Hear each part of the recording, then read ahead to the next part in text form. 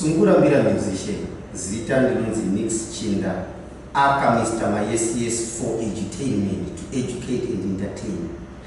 Bendi randinobata naro nonzi Zimbabwean Cultural Flames.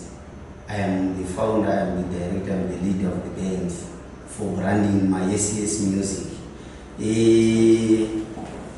So far, that family music, ndine album, ndakutanga nozichenjedzo. Ndikuita single inozikuzira kanaka 2021, then makuna kuna latest. Ndo saka ndauya pano nhasi ndofunga makuna. Saka ndifunga kuti ndingada kuimba dzakutanga, ndichada kungoimba zvaita kuti ndiuye pano zuva ranhasi. The latest yatinayo iri kutrenda inonzi makuna. Tsika dzedu tatodzira sawo wani, avana baba tsika dzedu tatodzifushira wani, avana mai vanarororwa, hapachina kupemberera semhuri, muridzo yaruka, hapachina kufambirana sedzinza, zvavakura kudai vachaziva hera dzindere dzinza. Vana makuna zvatova makuna chokwadi. Right. Ndo zvishoma zvandati titanga kutaura nezvazvo kuti tigamuchirane semi mafans vateereri vatsigiri mastakeholders munyika yedu yechipikiro. Gore randatanga kuimba that's 2019 pandakatanga kunzwa zvakuuya ndofunga ndo mawiri aita munzeve dzevakuru vedu vakatangawo nazvo malegends akasiyana ndo pandakatanga inini ndikabva ndanzwa imwe song inonzi Melissa ichibva yangoya kwandiri ndizvo here zvaitwa izvi ndo pandakatanga kuimba asi professional recording yemusic yangu ndakazotanga 2020 ndo pandakazochibudisa album riya song yacho iripo inonzi Melissa ipapo yakatanga kuuya nzeve dzangu ndo pandakabudisa album inonzi Changes 2020 dzimbo 8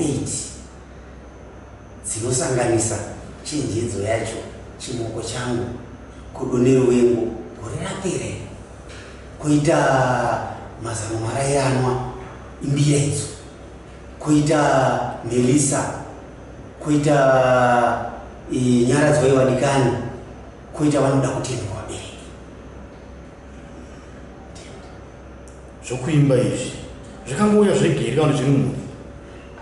Kutaura chokwadi zviri mumhuri nekuti baba nyakubereka nyakundibereka vaita zvokugadzira ngoma vachiridza ngoma zvakare zvekuti munhu akatotsanangura zvimwe zvinhu zvandaitoti ndatsanangura pana amai kuti ndaiberekwa nevasikana kuenda kumakwaya aitwa kare nevakuru vekare kusati kwaane zvemaklabhu nechichi iye aitoberekwa kuenda kumakwaya kunoridza ngoma. Zvakare ndakazobvunza vanhu kuti zita rangu rokuti Nixiri nderasekuru akabereka baba vangu zvanzi aitouruka zvisingaiti painzi ngoma dzakuridzwa. Saka zviri kutongonzi ndezvemumhuri zvokuti patakazongokura isusu mufamily medu wana vakomana hapana mwana anga asingagoni kuridza ngoma pachikoro. Saka taitochinjana kuti waripo ndiwe anoridza ngoma waripo ndiwe anoridza ngoma. Saka ndakangoona kuti izvi zvine ndezvemhuri ndezvedzinza. Mataura imimi nezvedamba refu rekutanga chenjedzo mukataura kuti mune rimwe richiri kubikwa rinonzi chii zita rako? Rinonzi Wirirana alba rineonziwo inanhatu chete 6 asi mbiri harisi inenge iripo 1 track inonzi Leaders dzimwe dzese dzisungura. Sakura kuti musambo munoridza imwe ndiwesungura? Musambo wanoridza isungura imi mbira music handiridze musambo wandinoti Joe genre kurova kuti ndine mazhonris mairi andi kufamba nawo misambo miri andi kufamba nayo. Sungura semusambo kuita mbira music semusambo. Masingles ndine 2 masungura.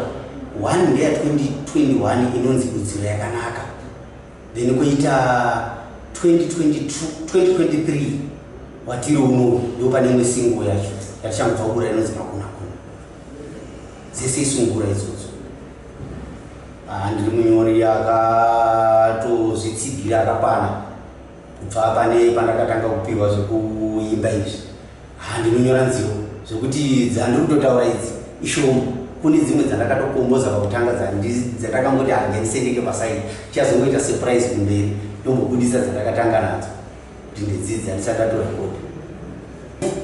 ndinorotswa zvakare kunyanya paubva muri kuyawirirana song inonzi Legacy Mbira iyi ndakatongoirota ndiri pandiri ndikatomuka ndikabata mbira ndakatanga kutoridza zvakarewo ndisingatarisi nyaya yakurotswa chete ndine chinonzi situational composition ndinotarisana nemasituation anenge andibata mamiriro ezvinhu ndiwo mamwe akati nyanyei kundibata pandiri panyaya yecomposition kuti pandinenge ndakatogara kana kuti ndichifamba kana kuti ndakarara ndinogona kungonzwa zvinhu zvandibata either mucommunity kana kuti munyika kana kuti worldwide kuti zvinhu izvi zvandibata izvi zvinotongoesha toichimbo ndakutogadzira. So far ndikunyepa handina muimbi wandati ndakubata naye pakuita malive shows kana kuti pakupinda mustudio kana kuti pakutaura marelations ekuti ndafunga kunyora somo yakati ndotongobvunza handina, asi kuti waimbi generally ndakuzivana nawo ndakatombopfuurawo nekuna baba Nicholas Zakaria tikatowasira CD album rekutangira naro wakatoti ndichazokuda kuti tinge tichiita joint mashow ndomukupusha kuti uoneke palimelight. Handidi kunyepa handingati waimbi hatina marelations ari right ndinawo chero maupcoming nditori nanonzi King Malisanga wepachiredza pachikombedzi kumalisanga muimbi wezimudhanzo anoti ndakatanga kuridza drum ndiri kusungura nemabacking vocals but izvozvo izvi ndaakudhanzo saka muimbi akutoinspaiwawo nezvandiri kuridzawo kunyanya Mbira music akutoti can't wave collaboration but is based in South Africa saka ndiye muimbi ane nyaya dzari kutifambira zvakanaka.